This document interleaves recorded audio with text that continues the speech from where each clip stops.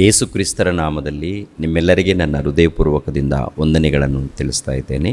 I greet you in the name of our Lord and Savior Jesus Christ. ದೇವರು ಪಟ್ಟ ಕಷ್ಟಕ್ಕೆ ಪ್ರತಿಫಲ ಎಷ್ಟು ಎಂಬ ಅಂಶವನ್ನು ಈ ದಿನ ನಿಮ್ಮೊಟ್ಟಿಗೆ ಮಾತಾಡ್ತಾ ಇದ್ದೇನೆ. I'm going to talk about the topic, how much is the fruit or reward for God's labor. ಈ ಸಮಾಜದಲ್ಲಿ ಯಾವುದೇ ಒಂದು ಕೆಲಸ ಮಾಡಿದ್ದಾರೆ, ಕಷ್ಟಪಟ್ಟಿದ್ದಾರೆ ಅಂದರೆ ಅದರ ಹಿಂದೆ ಪ್ರತಿಫಲವನ್ನು ಎದುರು ನೋಡುತ್ತಾರೆ. In this society, there is surely a reward before any labor. ಅನೇಕ ಕಂಪನಿಗಳು ಈ ಸಮಾಜದಲ್ಲಿ ಇವೆ. There are many companies in the society. ಒಂದು ಕಂಪನಿಯನ್ನು ಒಬ್ಬ ಯಜಮಾನನು ರೆಡಿ ಮಾಡ್ಕೊಳ್ಬೇಕಂದ್ರೆ, ಸಿದ್ಧ ಮಾಡ್ಕೊಳ್ಬೇಕಂದ್ರೆ ಅದರ ಹಿಂದೆ ಇರುವಂಥ ಉದ್ದೇಶ ಲಾಭ. The only thing a businessman make is a profit before any arrangement for his work.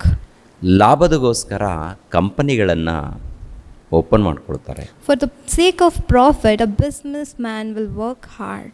ಅದರ ಹಿಂದೆ ಹಣದ ಖರ್ಚು ಇರುತ್ತೆ, ಆನಂತರ ಕಾರ್ಮಿಕರ ಕೆಲಸನೂ ಇರುತ್ತೆ, ಯಜಮಾನರ ಆಲೋಚನೆಗಳು ಇರುತ್ತೆ, ಪ್ರಯಾಸ ಇರುತ್ತೆ.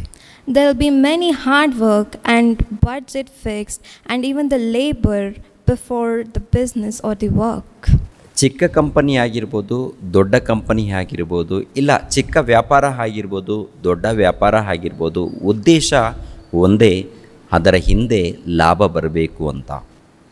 There is only one thing before any small business or a big business to gain a profit or make money. Total ಮಾನವ ಸಮಾಜದಲ್ಲಿ ಎದುರು ನೋಡುವಂಥದ್ದು ಲಾಭ, ಅದರ ಹಿಂದೆ ಕಷ್ಟಕ್ಕೆ ತಕ್ಕ ಪ್ರತಿಫಲ. The mankind will expect the money or the profit before any labor. ಈಗ ನಾವು ಮಾತನಾಡುವಂಥ ಅಂಶದ ಹೆಸರು ದೇವರು ಪಟ್ಟ ಕಷ್ಟಕ್ಕೆ ಪ್ರತಿಫಲ ಎಷ್ಟು ಅಂತ. Now we are going to talk about the topic, how much is the reward or the fruit for the God's labor. ದೇವರು ಪಟ್ಟ ಕಷ್ಟಕ್ಕೆ ಪ್ರತಿಫಲ ಎಷ್ಟು ಅಂದರೆ ದೇವರಿಗೆ ಎಷ್ಟು ಪ್ರತಿಫಲ ಸಿಗ್ತಾ ಇದೆ ಅಂತ ಅರ್ಥ. It means how much is the reward for the gods for his hard work. ದೇವರಿಗೆ ಪ್ರತಿಫಲ ಎಷ್ಟು ಸಿಗ್ತಾ ಇದೆ, How much is the rewards for the God's work. ಅದು ಗೊತ್ತಾಗಬೇಕಾದ್ರೆ ಮೊದಲು ದೇವರು ಪಟ್ಟಿರುವಂಥ ಕಷ್ಟ ಎಷ್ಟು ಎನ್ನುವಂಥದ್ದು ಒಂದು ಸಾರಿ ನಾವು ಯೋಚನೆ ಮಾಡಬೇಕು. To know that, we need to understand how much is the labor that God has processed. ಕ್ರಿಸ್ತ ಪೂರ್ವದಲ್ಲಿ ಮಹಾರಾಜನು ಇದ್ದಾರೆ. Before Christ, there was an emperor. ಆತನ ಹೆಸರು ದಾವೀದನು. His name was David. ಆತನು ಸುಮಾರು 40 ವರ್ಷಗಳ ಪರಿಪಾಲನೆ ಮಾಡಿರುವಂಥ ಅರಸನು. He reigned nearly 40 years. ಒಂದು ರೀತಿಯಲ್ಲಿ ಭಕ್ತನು, He was a devotee. ಇನ್ನೊಂದು ರೀತಿಯಲ್ಲಿ ಅರಸನು, He was a king too. ಮತ್ತೊಂದು ರೀತಿಯಲ್ಲಿ ನೋಡುವಾಗ ಜ್ಞಾನಿ. He was a clever, wise man. ಆತನು ದೇವರನ್ನು ಕುರಿತು ಹೇಳುವಂಥ ಮಾತನ್ನು ಗಮನಿಸೋಣ. What does he says about God? ಕೀರ್ತನೆ ಗ್ರಂಥ 139ನೇ ಅಧ್ಯಾಯ 17ನೇ ವಚನವನ್ನು ನೋಡಿ ಪ್ರಿಯರೇ. Psalms chapter 139 verse 17. ಕೀರ್ತನೆ ಗ್ರಂಥ 139ನೇ ಅಧ್ಯಾಯ 17ನೇ ವಚನವನ್ನು ನೋಡೋಣ. Psalms chapter 139 verse 17. ದೇವರೇ, ನಿನ್ನ ಸಂಕಲ್ಪಗಳು ನನ್ನ ಎಣಿಕೆಯಲ್ಲಿ ಎಷ್ಟೋ ಗೌರವವಾಗಿವೆ, ಅವುಗಳ ಒಟ್ಟು ಅಸಂಖ್ಯವಾಗಿವೆ. ಅವುಗಳನ್ನು ಲೆಕ್ಕಿಸುವುದಾದರೆ ಸಮುದ್ರದ ಮರಳಿಗಿಂತ ಹೆಚ್ಚಾಗಿವೆ. ನಾನು ಎಚ್ಚರವಾಗಲು ಮುಂಚಿನಂತೆಯೇ ನಿನ್ನ ಬಳಿಯಲ್ಲಿ ಇದ್ದೇನೆ. How precious to me are your thoughts, O God. How vast is the sum of them. If I would count them, they are more than the sand. I awake and I am still with you. ದಾವೀದ್ ಮಹಾರಾಜನು ಹೇಳುವಂಥ ಮಾತನ್ನು ಗಮನಿಸಿ. These are the sayings of King David. ದೇವರೇ, ನಿನ್ನ ಸಂಕಲ್ಪಗಳು ನನ್ನ ಎಣಿಕೆಯಲ್ಲಿ ಎಷ್ಟೋ ಗೌರವವಾಗಿವೆ ಅಂತ. How precious to me are your thoughts, O God. ಅಂದರೆ ದೇವರ ಸಂಕಲ್ಪಗಳು ನನ್ನ ಎಣಿಕೆಯಲ್ಲಿ ಎಷ್ಟೋ ಗೌರವವಾಗಿವೆ. It means it is the thoughts of God is so precious in a sight of mine. ಅವುಗಳು ಒಟ್ಟು ಅಸಂಖ್ಯವಾಗಿವೆ. And it is vast in the sum. ಅವುಗಳನ್ನು ಲೆಕ್ಕಿಸುವುದಾದರೆ ಸಮುದ್ರದ ಮರಳಿಗಿಂತ ಹೆಚ್ಚಾಗಿವೆ. And if I would count them, there will be more than a sand. ಅಂದರೆ ದೇವರು ನಮ್ಮ ವಿಷಯದಲ್ಲಿ ಮಾಡಿರುವಂಥ ಯೋಚನೆಗಳು, ಕೆಲಸಗಳು ನೋಡುವಾಗ ಬಹಳ ಇದೆ ಅಂತ ಹೇಳ್ತಾರೆ. It means the thinking of the thoughts of God on the mankind is very vast. ಎಷ್ಟು ಇವೆ ಅಂತ ಒಂದು ಸಾರಿ ಯೋಚನೆ ಮಾಡುವಾಗ How much it is if we count it. ದಾವೀದ್ ಮಹಾರಾಜನು ಹೇಳುವಂಥ ಮಾತು ಸಮುದ್ರದ ಮರಳಿಗಿಂತ ಅಸಂಖ್ಯವಾಗಿವೆ ಎಂದು ಹೇಳ್ತಾರೆ. David says, if I would count them, there will be more than a sand. ಸಮುದ್ರದ ಬಳಿಯಲ್ಲಿ ಹೋದಾಗ ಮರಳು ನೋಡಿದಾಗ ಆ ಒಂದು ಮರಳನ್ನು ಎಣಿಸೋದಕ್ಕೆ ನಮ್ಮಿಂದ ಆಗುತ್ತಾ? Is it possible to count the sand grains in the sea or an ocean? ದೇವರ ಸಂಕಲ್ಪಗಳು, ದೇವರ ಕೆಲಸಗಳು ಅಷ್ಟೊಂದು ಅಸಂಖ್ಯವಾಗಿದೆ ಎಂದು ಹೇಳ್ತಾರೆ. It seems the God's labor and work. ಅದ್ಭುತಗಳು, ಅವರ ಕೆಲಸಗಳು ಬಹಳ ಇದೆ. The vast things of God's thoughts. ಇನ್ನೊಂದು ಮಾತನ್ನು ಕೂಡ ನೋಡೋಣ. ಕೀರ್ತನೆ ಗ್ರಂಥ 40ನೇ ಅಧ್ಯಾಯ 5ನೇ ವಚನವನ್ನು ನೋಡೋಣ ಪ್ರಿಯರೇ. Psalms chapter 40 verse 5. ಯೆಹೋವನೇ ನನ್ನ ದೇವರೇ, ನಿನಗೆ ಸಮಾನನಾದ ದೇವರು ಯಾರು? ನಮ್ಮ ಹಿತಕ್ಕಾಗಿ ನೀನು ಮಾಡಿದ ಆಲೋಚನೆಗಳು, ಅದ್ಭುತ ಕಾರ್ಯಗಳು ಎಷ್ಟೋ ವಿಶೇಷವಾಗಿವೆ ಅಂತ. You have multiplied, O Lord my God, your wondrous deeds and your thoughts toward us. None can compare with you.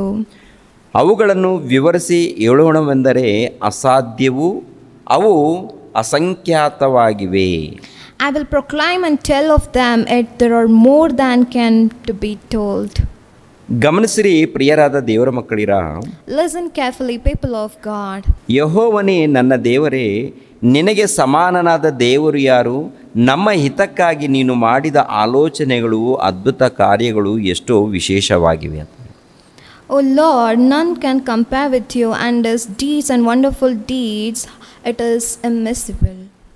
ನಮ್ಮ ಹಿತಕ್ಕಾಗಿ ನೀನು ಮಾಡಿದ ಆಲೋಚನೆಗಳು, ಅದ್ಭುತಗಳು ಎಷ್ಟೋ ವಿಶೇಷವಾಗಿವೆ ಅಂದರೆ Your wondrous deeds and your thought towards us is incomparable.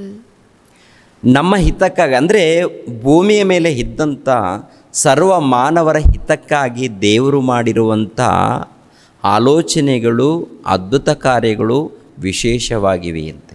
The wondrous deeds and thoughts towards the mankind by God is very vast. ಭೂಲೋಕದಲ್ಲಿ ಎಷ್ಟು ಮಂದಿ ಮಾನವರಿದ್ದಾರೋ ಎಲ್ಲರ ಹಿತಕ್ಕಾಗಿ ಮಾಡಿದಾರಂತೆ. It's for the fulfillment of the mankind in this world. God has done that. ಈ ಭೂಲೋಕವನ್ನು ಒಂದು ಜಾತಿಗೋಸ್ಕರ ದೇವರು ಮಾಡಿಲ್ಲ. It is not for the particular caste the world has been created. ಒಂದು ಗುಂಪಿಗೋಸ್ಕರ ದೇವರು ಮಾಡಿಲ್ಲ. It's not for a single group God has created the world. ಒಂದು ಸಮಾಜದಗೋಸ್ಕರ ದೇವರು ಉಂಟು ಮಾಡಿಲ್ಲ. It's not for a single society. ಈ ಭೂಮಿಯ ಮೇಲೆ ಎಷ್ಟು ಮಂದಿ ಮಾನವರಿದ್ದಾರೋ ಎಲ್ಲರಿಗೋಸ್ಕರ ಉಂಟು ಮಾಡಿದ್ದಾರಂತೆ. The creation of God is for all mankind. ದೇವರು ಮಾಡಿರುವಂಥ ಪ್ರತಿ ಕಾರ್ಯಕ್ರಮಗಳು ನಮ್ಮ ಹಿತಕ್ಕಾಗಿಯೇ ಇವೆಯಂತೆ. The creation of everything by God is for our fulfillment. Total ಈ ಜಗತ್ತನ್ನು ನೋಡುವಾಗ ನಮ್ಮ ಹಿತಕ್ಕಾಗಿಯೇ ಇದೆಯಂತೆ. If we see into this world, it is been done or created to the sake of mankind.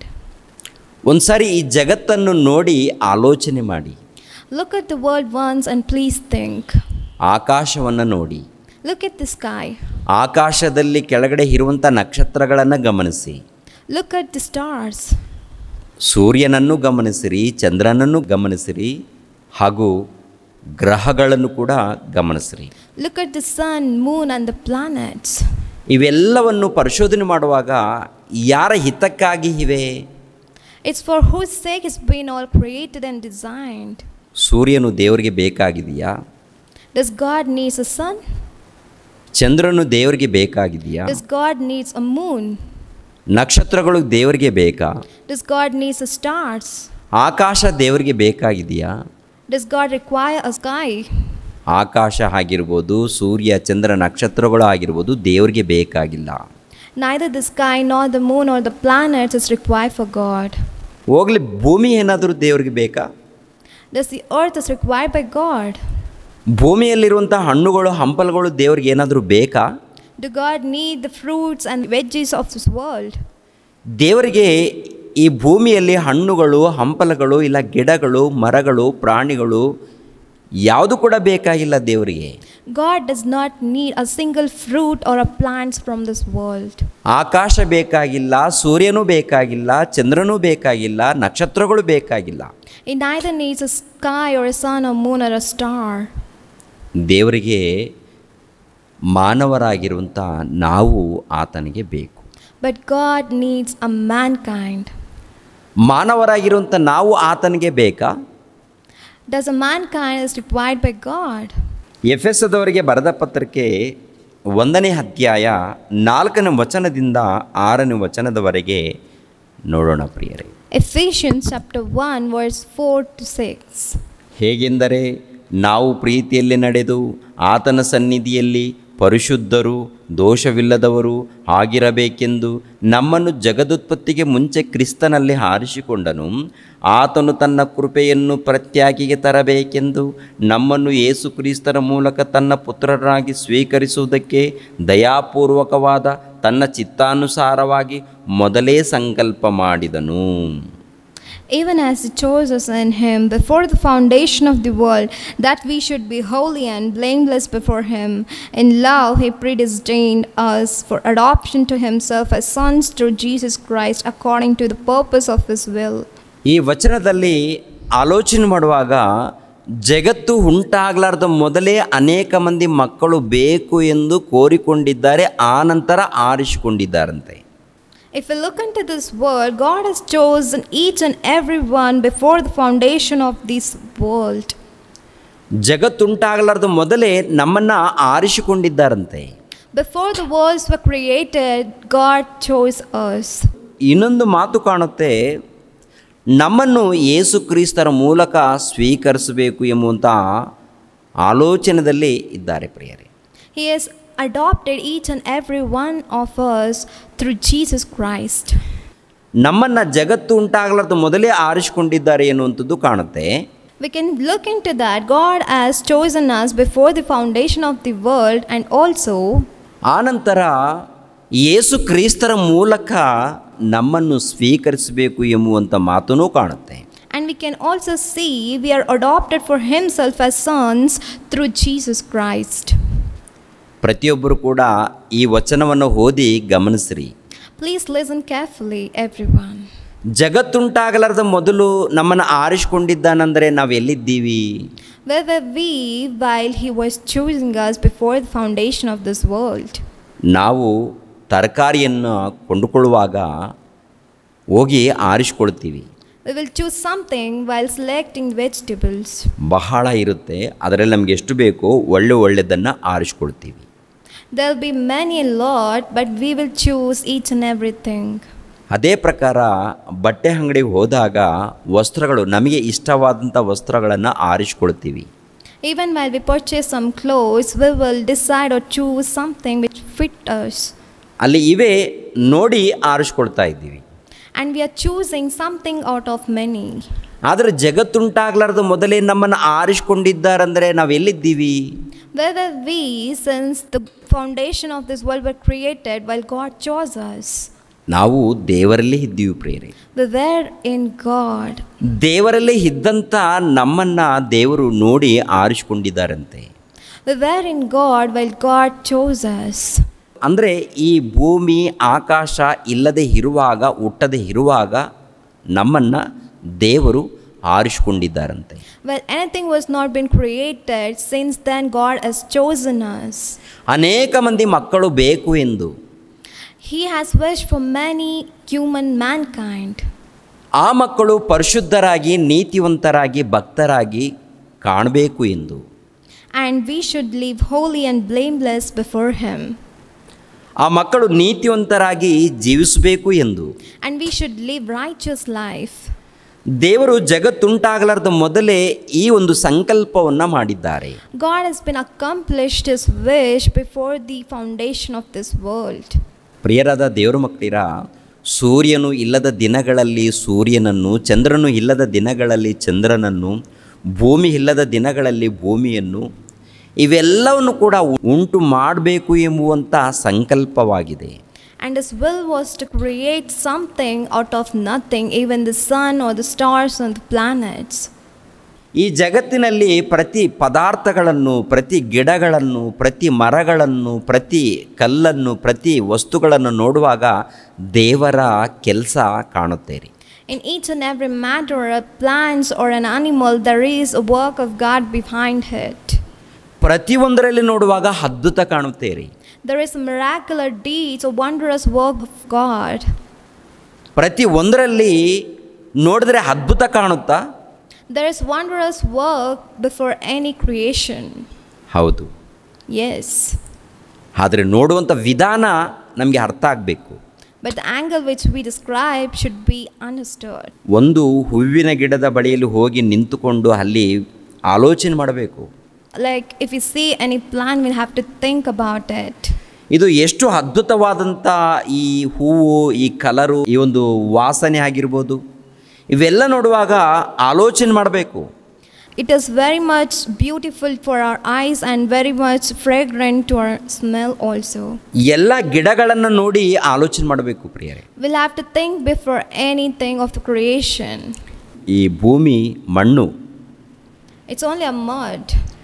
ಮಣ್ಣಿನಲ್ಲಿ ಏನ್ರಿ ಬೀಜ ಬಿತ್ತಿದಾಗ ಮೊಳಕೆ ಬರುತ್ತೆ, ಗಿಡವಾಗುತ್ತೆ, ದೊಡ್ಡದಾಗುತ್ತೆ, ಆನಂತರ ಹೂವುಗಳು, ಕಾಯಿಗಳು, ಹಣ್ಣುಗಳು, ಎಲೆಗಳು ಇವೆಲ್ಲ ನೋಡುತ್ತೇವೆ. Like if we sow the seed, it will go and it will sprout and it will become a big plant. How wonderful deed is of God. Total ಈ ಲೋಕದಲ್ಲಿ ಎಷ್ಟು ಗಿಡಗಳಿದೆಯೋ, ಎಷ್ಟು ಮರಗಳಿದೆಯೋ, ಎಷ್ಟು ಹಣ್ಣುಗಳಿದೆಯೋ, ಇವೆಲ್ಲ ಕೂಡ ನಮ್ಮ ಹಿತಕ್ಕಾಗಿ ಇದೆಯಾ ಅಥವಾ ದೇವರಿಗಾಗಿ ಇದೆಯಾ? The purpose of all this creation is for the sake of mankind. It's not for God. ನಮ್ಮ ಹಿತಕ್ಕಾಗಿಯೇ ಇದೆ. It's for the sake of us. ನಮ್ಮ ಒಳ್ಳೆಯದಕ್ಕಾಗಿಯೇ ಇದೆ. It's for our purpose. ನೋಡಿ, ಮೊಳಕೆ ಬಂದಿದೆ ನಮ್ಮ ಒಳ್ಳೆಯದಕ್ಕಾಗಿ. It's been sprouted to our benefits. ಅದು ಗಿಡವಾಗಿ ಬೆಳೀತಾ ಇದೆ ನಮ್ಮ ಒಳ್ಳೆಯದಕ್ಕಾಗಿ. It's been growing into a big plant for our needs. ಅದರಲ್ಲಿ ಹೂಗಳು ಬರ್ತಾ ಇದೆ ನಮ್ಮ ಹಿತಕ್ಕಾಗಿಯೇ. It's flowering because of our need. ಅದರಲ್ಲಿ ಹಣ್ಣುಗಳು ಬರ್ತಾ ಇದೆ ನಮ್ಮ ಹಿತಕ್ಕಾಗಿಯೇ. It's been fruiting because of our desires or needs. ಅದರಲ್ಲಿ ಒಳ್ಳೆ ಸುವಾಸನೆ ಬರ್ತಾ ಇದೆ ನಮ್ಮ ಹಿತಕ್ಕಾಗಿಯೇ. And the fragrance is for our sake. ಇದೇ ಪ್ರಕಾರ ನೋಡುವಾಗ ಪ್ರತಿಯೊಂದರಲ್ಲಿ ಕೂಡ ನಮ್ಮ ಹಿತಕ್ಕಾಗಿಯೇ ಇದೆ. In each and every creation, the purpose is to fulfill the mankind's desires. ಮನುಷ್ಯನು ದುಷ್ಟತನಕ್ಕೆ ಬಳಸ್ಕೋಬಹುದು. The man can attempt it to the evil things. ಈ ಪ್ರಕೃತಿಯಲ್ಲಿ ಇರುವಂಥ ಪದಾರ್ಥವನ್ನ ಕೆಟ್ಟದಕ್ಕೆ ಬಳಸ್ಬೋದು. He might destroy the thing. He might use the bad things of this world. ಆದರೆ ದೇವರು ನಮ್ಮ ಹಿತಕ್ಕಾಗಿಯೇ ಉಂಟು ಮಾಡಿದ್ದಾರೆ. But God has done for our own benefits. ಪ್ರತಿ ಒಂದನ್ನು ನೋಡಿದ್ರೆ ನಮ್ಮ ಹಿತಕ್ಕಾಗಿಯೇ ಇದೆ. Each and everything is to fulfill our needs. ಪ್ರಿಯರ ದೇವ್ರ ಮಕ್ಕಳಿರ, ಇವೆಲ್ಲವನ್ನು ಕೂಡ ನೋಡುವಾಗ ಕಷ್ಟಪಟ್ಟು ಕೆಲಸ ಮಾಡಿದ್ದಾರೆ ದೇವರು. If we look into all things, we can see the work of God. ಆದಿಕಾಂಡ 1ನೇ ಅಧ್ಯಾಯ 2ನೇ ಅಧ್ಯಾಯದಲ್ಲಿ ನೋಡುವಾಗ ಆಕಾಶವನ್ನು ಭೂಮಿಯನ್ನು ಉಂಟು ಮಾಡಿದನು. ಆನಂತರ ಈ ಭೂಮಿಯಲ್ಲಿ ಗಿಡಗಳನ್ನು, ಮರಗಳನ್ನು, ಅವುಗಳ ಜಾತಿಗನುಸಾರವಾಗಿ ಎಲ್ಲವನ್ನು ಉಂಟು ಮಾಡಿದನು ಅಂತ ಇರುತ್ತೆ. If we see in Genesis chapter 1 and 2, God has created each and everything. ಎಷ್ಟು ಜೀವರಾಶಿಗಳಿದೆಯೋ, ಎಷ್ಟು ಮರಗಳಿದೆಯೋ, ಎಷ್ಟು ಗಿಡಗಳಿದೆಯೋ, ಎಷ್ಟು ಪದಾರ್ಥಗಳಿದೆಯೋ, ಇವೆಲ್ಲವನ್ನು ಕೂಡ ನಾನು ಉಂಟು ಮಾಡಿದ್ದೇನೆ ಎಂದು 1ನೇ ಅಧ್ಯಾಯದಲ್ಲಿ ಇರುತ್ತೆ. God has told that each and every creation of plants and animals or the stars or the sun in the chapter 1. ಆದಿಕಾಂಡ 2ನೇ ಅಧ್ಯಾಯ 1ನೇ ವಚನವನ್ನು ನೋಡುವಾಗ, ಹೀಗೆ ಭೂಮಿ ಆಕಾಶಗಳು ಅವುಗಳಲ್ಲಿರುವ ಸಮಸ್ತವು ನಿರ್ಮಿತವಾದವು. ದೇವರು ತನ್ನ ಸೃಷ್ಟಿ ಕಾರ್ಯಕ್ರಮವನ್ನು ಮುಗಿಸಿಬಿಟ್ಟು 7ನೇ ದಿನದಲ್ಲಿ ವಿಶ್ರಮಿಸಿಕೊಂಡನು. ದೇವರು ತನ್ನ ಸೃಷ್ಟಿ ಕಾರ್ಯವನ್ನು ಮುಗಿಸಿ ಆ 7ನೆಯ ದಿನದಲ್ಲಿ ವಿಶ್ರಮಿಸಿಕೊಂಡದ್ದರಿಂದ ಆ ದಿನವನ್ನು ಪರಿಶುದ್ಧ ದಿನವಾಗಿರಲಿ ಎಂದು ಆಶೀರ್ವದಿಸಿದನು. Thus the heavens and the earth were finished, and all the host of them. And on the 7th day God finished his work that he had done, and he rested on the 7th day from all his work that he had done. So God blessed the 7th day and made it holy. ಇಷ್ಟು ವಿಶಾಲವಾಗಿರುವಂಥ ಈ ಜಗತ್ತನ್ನು ನಮಗೋಸ್ಕರ ಉಂಟು ಮಾಡಿದ್ದಾರೆ, ನಮಗೋಸ್ಕರ ಕೆಲಸ ಮಾಡಿದ್ದಾರೆ. ನಮಗೋಸ್ಕರ ಈ ಕೆಲಸ ಮಾಡಿರುವಂಥ ಇದನ್ನೆಲ್ಲ ನೋಡುವಾಗ ಏನ್ರಿ ಕೊನೆಯದಾಗಿ 2ನೇ ಅಧ್ಯಾಯ 1ನೇ ವಚನ 2ನೇ ವಚನದಲ್ಲಿ ಇದು ನನ್ನ ಕೆಲಸ ಅಂತ ಹೇಳ್ತಾ ಇದ್ದಾರೆ ದೇವರು. The work behind all the universe creation of the world, the God says in chapter 2, it is all done by Him. ಈ ಜಗತ್ತು ದೇವರ ಕೆಲಸ.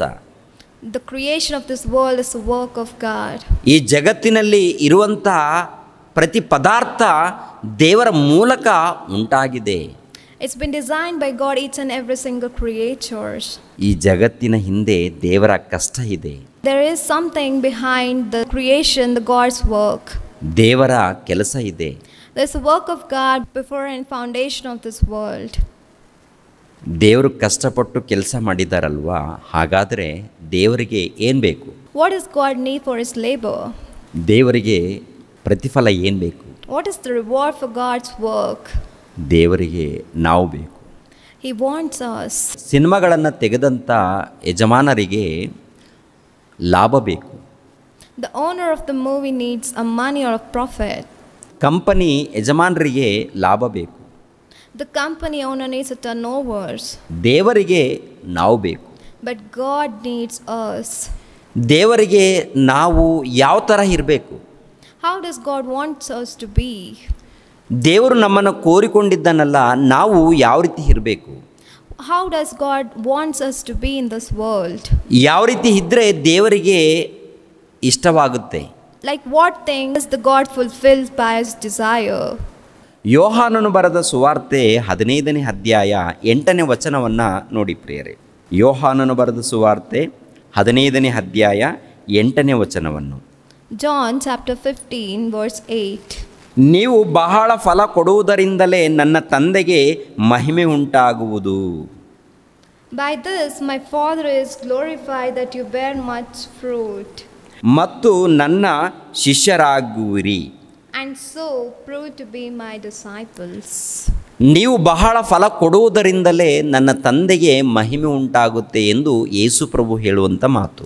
Jesus has told, God has been, our Father in heaven has been glorified, the work by which we bear the fruit.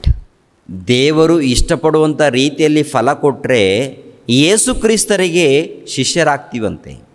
If we bear much fruit as God wanted us to be, then we will be the disciple of Jesus. ನಾವು ಬಹಳವಾಗಿ ಫಲ ಕೊಡಬೇಕು. We should bear many fruits. ಬಹಳವಾಗಿ ಫಲ ಕೊಡಬೇಕಂದ್ರೆ ಏನು? ಹಣ್ಣುಗಳು ಕೊಡಬೇಕಾ ದೇವರಿಗೆ? Is it the real fruit we'll have to give Him? ಒಂದು ಗಿಡ ಹಣ್ಣನ್ನು ಕೊಡುತ್ತೆ. A plant gives a fruit. ಒಂದು ಗಿಡ ಪ್ರತಿಫಲ ಕೊಡುತ್ತೆ. It gives us fruit. ಅದೇನಾದರೂ ಆಗಿರ್ಬೋದು. Whatever thing is. ಎಲೆಗಳಾಗಿರ್ಬೋದು, ಹೂಗಳಾಗಿರ್ಬೋದು, ಹಣ್ಣುಗಳಾಗಿರ್ಬೋದು. It might be a leaves or the flowers or the fruits. ಒಂದು ಗಿಡ ನಮಗೆ ಪ್ರತಿಫಲ ಕೊಟ್ಟಾಗ ನಾವು ಸಂತೋಷ ಪಡ್ತೀವಿ. A plant, if it gives a fruit, then we will be happy for it. ದೇವರಿಗೆ ಮನುಷ್ಯರು ಎಂಬುವಂಥ ಈ ಗಿಡದ ಮೂಲಕ ಪ್ರತಿಫಲ ಕೊಡಬೇಕಂತೆ. God, as being a plant, we need to bear a fruit. ದೇವರಿಗೆ ಕೊಡುವಂಥ ಪ್ರತಿಫಲವೇನು? What's the fruit that we give to God? ಕಾಣಿಕೆ ಕೊಡಬೇಕಾ? Is it the offerings? ಕಾಣಿಕೆ ನನಗೆ ಬೇಡ ಅಂತಾರೆ. God says He doesn't need it. ವಸ್ತ್ರಗಳು ಕೊಡಬೇಕಾ? If He needs a cloth, ನನಗೆ ಬೇಡ ಅಂತಾರೆ. it does not require. ಏನಾದರೂ ಒಂದು ಗುಡಿ ಕಟ್ಟಬೇಕಾ ದೇವರಿಗೆ? He needs some temple. ಆಕಾಶ ನನ್ನ ಸಿಂಹಾಸನ, ಭೂಮಿ ನನ್ನ ಪಾದಪೀಠ, ನನಗೋಸ್ಕರ ಎಂಥ ಮನೆಯನ್ನು ಕಟ್ಟಿ ಕೊಡುವಿರಿ ಅಂತ ಹೇಳ್ತಾರೆ. God says the sky is His throne and the earth is His footstool, and how much big the temple you will build. ಇಲ್ಲಾಂದರೆ ಕುರಿ, ಮೇಕೆ, ಪಶುಗಳು ಏನಾದರೂ ಬಲಿ ಕೊಡಬೇಕಾ? Does He need any sacrifice? ಯಜ್ಞ ನೈವೇದ್ಯಗಳು ನನಗೆ ಇಷ್ಟವಾಗಿರಲಿಲ್ಲ ಅಂತ ಹೇಳ್ತಾರೆ. God says He doesn't need any sacrifices. ನಿನ್ನ ಯಜ್ಞಗಳು ಬೇಡ, ನಿನ್ನ ಪಶುಗಳು ಬೇಡ, ನಿನ್ನ ಹಣ್ಣುಗಳು ಬೇಡ, ನಿನ್ನ ಹಂಪಲುಗಳು ಬೇಡ, ಈ ಲೋಕದಲ್ಲಿ ಏನು ಬೇಕಾಗಿಲ್ಲ ನನಗೆ. God does not need any offerings or the sacrifice or anything from this world. ನೀನು ಬೇಕು, ನಿನ್ನ ಮೂಲಕ ಒಳ್ಳೆ ಗುಣಗಳು ಕಾಣಬೇಕು. God needs us and the good fruits in us. ಓ ಮನುಷ್ಯನೇ, ನೀನು ನನಗೆ ಬೇಕು, ನಿನ್ನ ಮೂಲಕ ಒಳ್ಳೆ ಪ್ರತಿಫಲ ಕಾಣಬೇಕು ಅಂತ ಹೇಳ್ತಾರೆ. Oh man, I need you and I need to see a fruits from you. ಒಳ್ಳೆಯದು ಕಾಣಬೇಕು ನಿನ್ನ ಮೂಲಕ. I need to see some good things in you. ಎಲ್ಲರಿಗೋಸ್ಕರ ಪ್ರಾರ್ಥನೆ ಮಾಡುವಂಥ ಗುಣ ಕಾಣಬೇಕು. I need a character to pray for all. ಶತ್ರುಗಳನ್ನು ಕ್ಷಮಿಸುವಂಥ ಒಳ್ಳೆ ಗುಣ ಕಾಣಬೇಕು. Whatever the thing is, to love the enemies.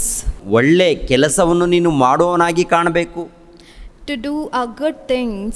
ನಿನ್ನಲ್ಲಿ ಒಳ್ಳೆ ಪ್ರೀತಿ ಇರಬೇಕು, ಮಮತೆ ಇರಬೇಕು, ಸಂತೋಷ ಇರಬೇಕು, ಒಳ್ಳೆ ಗುಣಗಳು ನಿನ್ನಲ್ಲಿ ಕಾಣಬೇಕು. He needs a mercy, love and kindness and good characters in his children. ಆದರೆ ಈ ಲೋಕದಲ್ಲಿ ದೇವರಿಗೆ ಇಷ್ಟವಾಗುವಂಥ ಪ್ರತಿಫಲ ಕಾಣ್ತಾ ಇದೆಯಾ, ಅಥವಾ ದೇವರು ಬಾಧೆ ಪಡುವಂಥ ರೀತಿಯಲ್ಲಿ ಪ್ರತಿಫಲ ಕಾಣ್ತಾ ಇದೆಯಾ ಅಂತ ನೋಡುವಾಗ ಈ ಸಮಾಜವನ್ನು ಪರಿಶೋಧನೆ ಮಾಡಿ. If you look into the world, if it is fulfilling the God's desires or it is hurting God. ಪ್ರಾರಂಭದಲ್ಲಿ ಇಬ್ಬರು ಅಣ್ಣ ತಮ್ಮಂದಿರಿದ್ದಾರೆ. In the beginning there are two brothers. ಪ್ರಾರಂಭದ ಮಾನವರು, They were the early humans. ಆದಾಮನ ಮೂಲಕ ಹವ್ವಳ ಮೂಲಕ ಹುಟ್ಟಿರುವಂಥ ಮಕ್ಕಳು. They were from Adam and Eve. ಹೇಬೇಲನು ಕಾಯಿನನು. They were Abel and Cain. ಹೇಬೇಲನು ಕಾಯಿನನು ಇಬ್ಬರು ದೇವರಿಗೆ ಕಾಣಿಕೆಯನ್ನು ತಂದು ಕೊಡ್ತಾರೆ. Abel and Cain came in front of God with an offering. ದೇವರು ಇಬ್ಬರನ್ನು ನೋಡ್ತಾ ಇದ್ದಾರೆ. God saw both of them. ದೇವರು ಇಬ್ಬರು ಏನು ಕೊಡ್ತಾ ಇದ್ದಾರೋ ನೋಡ್ತಾ ಇದ್ದಾರೆ. God is looking at what they are offerings. ಆದರೆ ಅಲ್ಲಿ ಹೇಬೇಲನನ್ನು ದೇವರು ಇಷ್ಟಪಟ್ಟಿದ್ದಾರೆ. But God loved the sacrifice of Abel. ಕಾಯಿನನನ್ನು ಯಾಕೆ ಇಷ್ಟಪಡಲಿಲ್ಲ? Why did not like Cain's offerings? ಕಾಯಿನನ ಗುಣಗಳು ಅಂದರೆ ಕಾಯಿನನ ಹೃದಯದಲ್ಲಿ ಗುಣಗಳು ಒಳ್ಳೆಯದಿಲ್ಲ. But God looked the bad things in Cain's heart. ಹೇಬೇಲನಲ್ಲಿ ಗುಣಗಳು ಒಳ್ಳೆಯ ಗುಣಗಳಿದೆ. ಹೇಬೇಲನ ಹೃದಯ ನಿಷ್ಕಪಟವಾದಂಥ ಹೃದಯ. God looked at the Abel's good heart. ಹೇಬೇಲನಲ್ಲಿ ಕಪಟ ಇಲ್ಲ. There is no blame in Abel. ಕಾಯಿನನಲ್ಲಿ ಕಪಟ ಕಾಣ್ತಾ ಇದೆ. There is a grief or blame in Cain. ದೇವರು ಹೃದಯವನ್ನು ಪರಿಶೋಧನೆ ಮಾಡ್ತಾರೆ. The God testifies the heart. ಹೊರ ನೋಟವನ್ನು ನೋಡಲ್ಲ. It does not seize the outer appearance. ನೀನು ಎತ್ತರ ಇದ್ದೀಯೇ ಎಂದು, ನೀನು ಕುಳ್ಳುಕಿದ್ದಿ ಎಂದು, ಇಲ್ಲಾಂದ್ರೆ ನೀನು ದಪ್ಪಗಿದ್ದಿ ಎಂದು, ಇಲ್ಲ ಬೆಳ್ಳಗಿದ್ದಿ ಎಂದು ದೇವರು ನೋಡಲ್ಲ. God does not see your outlook. ದೇವರು ನಿನ್ನ ಹೃದಯವನ್ನು ನೋಡ್ತಾರೆ.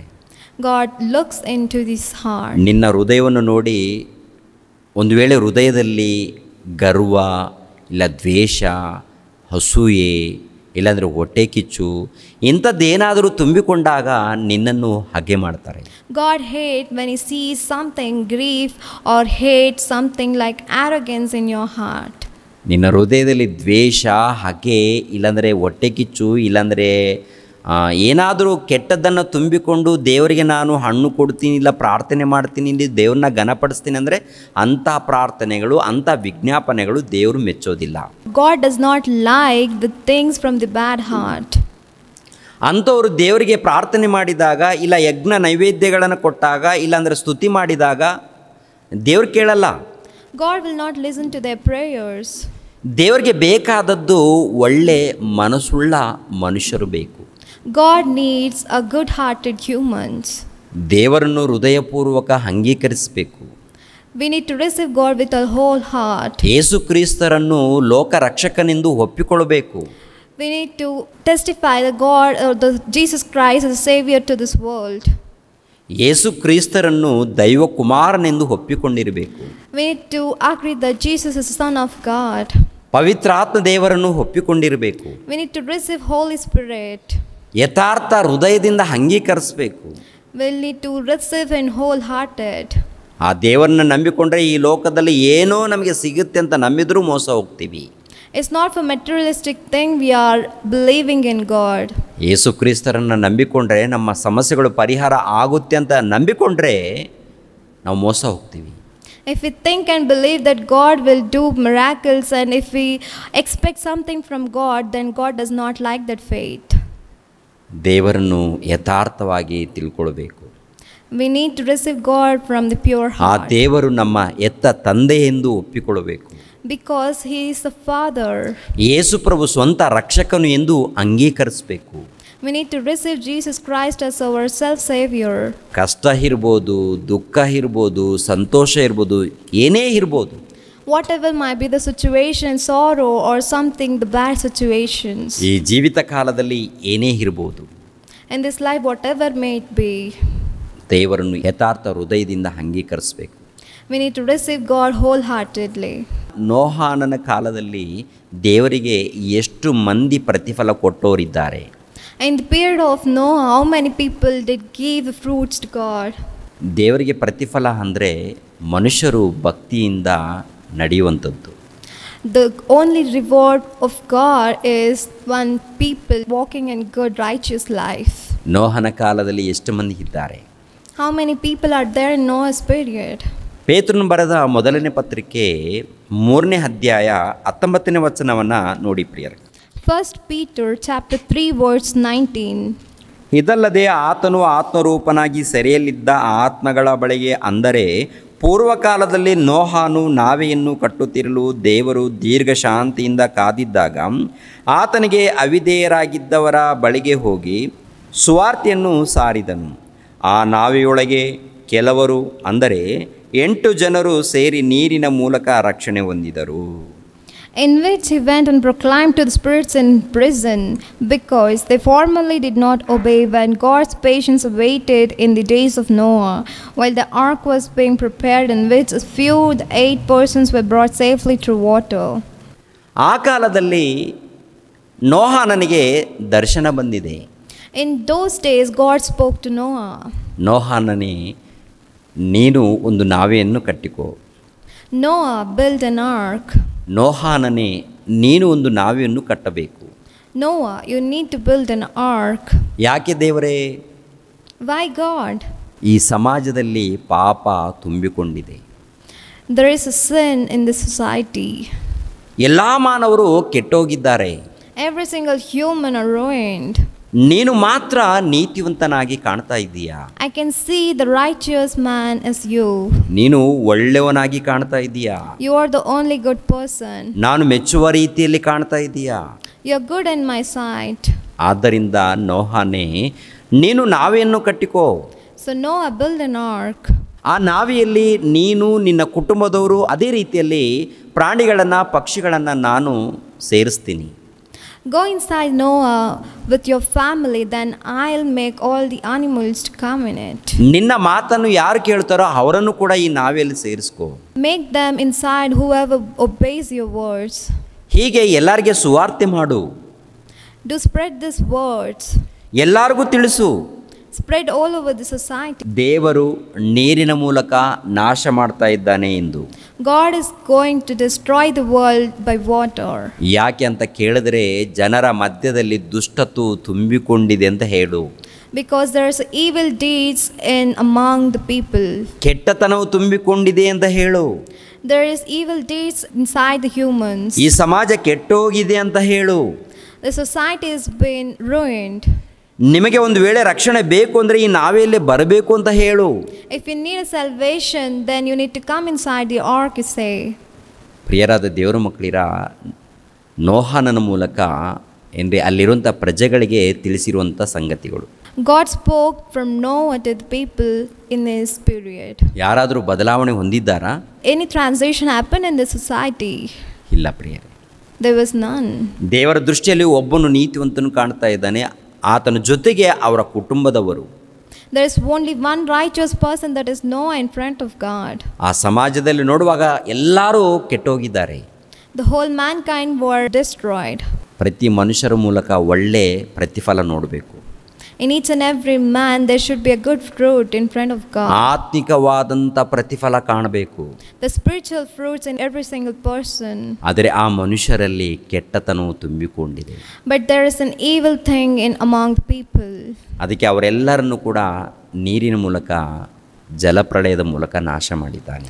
So God destroyed whole mankind through the water. ಅವರ ಕಾಲದಲ್ಲಿ ಎಷ್ಟು ಮಂದಿ ದೇವರಿಗೆ ಪ್ರತಿಫಲವಾಗಿ ನಿಂತಿದ್ದಾರೆ? How many of them stood righteous in front of God? ಕಷ್ಟ ಎಷ್ಟು? How much is trouble? ಕಷ್ಟ ಬಹಳ. Difficulties are high. ಕಷ್ಟ ನೋಡುವಾಗ ಎಷ್ಟೋ ಕಷ್ಟಪಟ್ಟಿದ್ದಾರೆ. there is many difficulties in their lives. ದೇವರಿಗೆ ಸಿಕ್ಕಿರುವಂಥ ಪ್ರತಿಫಲ ನೋಡುವಾಗ ಆ ಕಾಲದಲ್ಲಿ 8 ಮಂದಿ ಮಾತ್ರ. The only reward that God received is people of 8. ಅವರೆಲ್ಲರೂ ಯಾರು? Who are they? ಆ ಜನರೆಲ್ಲರೂ ಕೂಡ ನೀರಿನ ಮೂಲಕ ನಾಶವಾಗಿದ್ದಾರಲ್ಲ, ಅವರೆಲ್ಲರೂ ಯಾರು? The people who were destroyed, who are all? ದೇವರ ಮೂಲಕ ಹುಟ್ಟಿರುವಂಥ ಮಕ್ಕಳೇ. They are from the God, they are the children of God. ಆದರೆ ದೇವರಿಗೆ ಪ್ರತಿಫಲ ಕೊಡದೆ, ದೇವರು ಮೆಚ್ಚುವಂಥ ರೀತಿಯಲ್ಲಿ ಬದುಕದೆ, ಜೀವಿಸದೆ ಇದ್ದದರಿಂದ ಅವರನ್ನು ಕೊಂದಾಕಿದ್ದಾನೆ. But they walked blamefully and unrighteous in front of God, so they were being destroyed. ಅದೇ ರೀತಿಯಲ್ಲಿ ನೋಡುವಾಗ ಪ್ರಿಯರಾದ ದೇವರ ಮಕ್ಕಳಿರ, ಲೋಟನ ಕಾಲದಲ್ಲಿ ಕೂಡ ಅನೇಕರನ್ನು ಬೆಂಕಿ ಗಂಧಕಗಳನ್ನು ಸುರಿಸಿ ನಾಶ ಮಾಡ್ತಾರೆ. In the same way, God destroyed through fire in period of Lot. ಯಾಕೆ ಅಂತ ನೋಡುವಾಗ ಅಲ್ಲಿ ಪ್ರತಿಫಲ ಕೊಡೋರಿಲ್ಲ. Because of there were no one who gives a good fruit. ಅಂದರೆ ಒಳ್ಳೆ ರೀತಿಯಲ್ಲಿ ಜೀವಿಸುವಂಥ ಮನುಷ್ಯರು ಇಲ್ಲ. There were none who lives righteously. ಚಿಕ್ಕ ಹುಡುಗರು ಮೊದಲುಗೊಂಡು ಮುದುಕರ ತನಕ ವ್ಯಾಮೋಹದಲ್ಲಿದ್ದಾರೆ. They were in deadly desires of this world. ಕಾಮಕತ್ವದಲ್ಲಿದ್ದಾರೆ. They are in fleshly desires. ಕೆಟ್ಟೋಗಿದ್ದಾರೆ. They have been ruined. ಇಂಥ ಜನರು ನನಗೆ ಬೇಡ. God says He doesn't need those ಇಂಥವ್ರು people. ನನಗೆ ಬೇಡ. God hates them. ದೇವರು ಅಸಹ್ಯ ಪಟ್ಕೊಂಡಿದ್ದಾರೆ. God hates them. ಅದೇ ಪ್ರಕಾರ ಇಸ್ರಾಯೇಲ್ಯರ ಕಾಲದಲ್ಲಿ ಕೂಡ ನೋಡುವಾಗ ಬಹಳ ಮಂದಿ ಇದ್ದಾರೆ. In the time of Israelites, there are many people. ಅವರ ಮಧ್ಯದಲ್ಲಿ ದೇವರು ಮೋಶೆ ಎಂಬ ನಾಯಕನನ್ನು ಹುಟ್ಟಿಸಿದ್ದಾರೆ. Among them, God chose Moses. ಮೋಶೆ ಮೂಲಕ ಧರ್ಮಶಾಸ್ತ್ರವನ್ನು ಕೊಟ್ಟಿದ್ದಾರೆ. God gave the scriptures through Moses. ಯಾಕೆ? Why? ಆತ್ಮಿಕವಾಗಿ ಬೆಳಿಬೇಕು ಎಂದು, To grow spiritually. ದೇವರು ಇಷ್ಟಪಡುವಂಥ ರೀತಿಯಲ್ಲಿ ಅವರು ಜೀವಿಸಬೇಕು ಎಂದು, To walk and will according to God. ಈ ಇಸ್ರಾಯೇಲ್ಯರ ಸಮಾಜದ ಮೂಲಕ ಲೋಕಕ್ಕೆ ಅದ್ಭುತವಾದಂಥ ಜ್ಞಾನವನ್ನು ತಿಳಿಸಬೇಕು ಎಂದು, To spread the good knowledge of God into the society. ಇವರು ದೇವರು ಇಷ್ಟಪಡುವಂಥ ರೀತಿಯಲ್ಲೇ ಬದುಕಬೇಕು ಎಂದು. To live according to what God had needed. ಎಷ್ಟು ಮಂದಿ ದೇವರು ಇಷ್ಟಪಡುವಂಥ ರೀತಿಯಲ್ಲಿ ಬದುಕಿದ್ದಾರೆ? How many walked righteous in front of God's eyes? ರೋಮಾಪುರದವರಿಗೆ ಬರೆದ ಪತ್ರಿಕೆ 9ನೇ ಅಧ್ಯಾಯ 27ನೇ ವಚನವನ್ನು ನೋಡಿ ಪ್ರಿಯರೇ. Romans chapter 9 verse 27. ರೋಮಾಪುರದವರಿಗೆ ಬರೆದ ಪತ್ರಿಕೆ 9ನೇ ಅಧ್ಯಾಯ 27ನೇ ವಚನ. Romans chapter 9 verse 27. ಇದಲ್ಲದೆ ಯೆಶಾಯನು ಇಸ್ರಾಯೇಲ್ ಜನರ ವಿಷಯದಲ್ಲಿ, ಕರ್ತನು ಈ ದೇಶದವರ ವಿಷಯ ಪೂರ್ಣವಾಗಿಯೂ ತೀವ್ರವಾಗಿಯೂ ಲೆಕ್ಕವನ್ನು ತೀರಿಸೋನಾದ್ದರಿಂದ ಇಸ್ರಾಯೇಲ್ಯರ ಸಂಖ್ಯೆಯು ಸಮುದ್ರದ ಉಸಿಬಿನಂತೆ ಅಸಂಖ್ಯವಾಗಿದ್ದರೂ ಅವರಲ್ಲಿ ಒಂದಂಶ ಮಾತ್ರ ರಕ್ಷಣೆ ಹೊಂದುವರೆಂದು ಕೂಗಿ ಹೇಳಿದನು. And Isaiah cries out concerning Israel, though the number of sons of Israel be as sand of the sea, only a remnant of them will be saved. ಇಸ್ರಾಯೇಲ್ಯರ ಮಧ್ಯದಲ್ಲಿ ನೋಡುವಾಗ ಅನೇಕ ಮಂದಿ ಇದ್ದಾರೆ. There are many people in Israelites. ಅವರ ಬಳಿಯಲ್ಲಿ ಧರ್ಮಶಾಸ್ತ್ರ ಇದೆ. There is a scriptures or laws of God in front ಅವರ of them. ಬಳಿಯಲ್ಲಿ ಪ್ರವಾದಿಗಳಿದ್ದಾರೆ. They have prophets among them. ಹಾಗಿರುವಾಗ ಆತ್ಮಿಕವಾಗಿ ಬೆಳಿಬೇಕು ತಾನೆ. In case of that, they need to grow spiritually. ಹಾಗಿರುವಾಗ ದೇವರು ಮೆಚ್ಚುವಂಥ ರೀತಿಯಲ್ಲಿ ಅವರು ಬದುಕಬೇಕು ತಾನೆ. They need to live a good life in sight of God. ಹಾಗಿರುವಾಗ ದೇವರಿಗೆ ಪ್ರತಿಫಲ ಕೊಡೋರಾಗಿ ಜೀವಿಸಬೇಕು ತಾನೆ. They need to bear a fruit for God.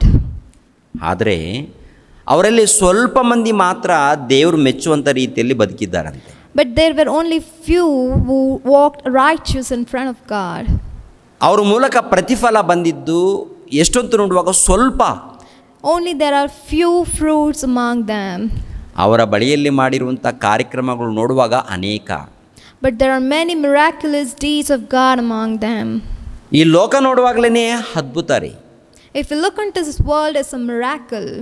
ಈ ಲೋಕ ನೋಡುವಾಗ, ಈ ಜಗತ್ತನ್ನು ನೋಡುವಾಗಲೇ ಅದ್ಭುತ. This creation is wonderful. ಮತ್ತೆ ಎಕ್ಸ್ಟ್ರಾವಾಗಿ ಇಸ್ರಾಯೇಲ್ಯರ ಮಧ್ಯದಲ್ಲಿ ದೊಡ್ಡ ದೊಡ್ಡ ಅದ್ಭುತಗಳನ್ನು ನೋಡಿದ್ದಾರೆ.